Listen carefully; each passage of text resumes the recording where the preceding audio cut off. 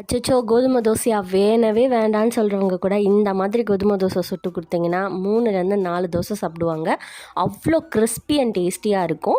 எப்படி செய்யுதுன்னு பார்க்கலாம். ஒரு பவுலில் 2 கப்பு கோதுமை மாவு, 1/2 கப்பு அரிசி மாவு, 2 பெரிய வெங்காயம், 1 பச்சை மிளகாய், 1 கொத்து கருவேப்பிலை, கொஞ்சமாக பெருங்காயம், 2 கப்பு தண்ணி ஊற்றி நான் வீடியோவில் காட்டுற மாதிரி தோசை பேட்டருக்கு அடுத்த ஸ்டேஜ் கொஞ்சம் தண்ணியாக நம்ம ரவை தோசைக்கு கலைப்போம் பார்த்தீங்களா, அதை விட கொஞ்சம் திக்காக இந்த ரெண்டுத்துக்கும் நடுப்புற ஒரு பேட்டர் கன்சிஸ்டன்சியில் ரெடி பண்ணிக்கணும்.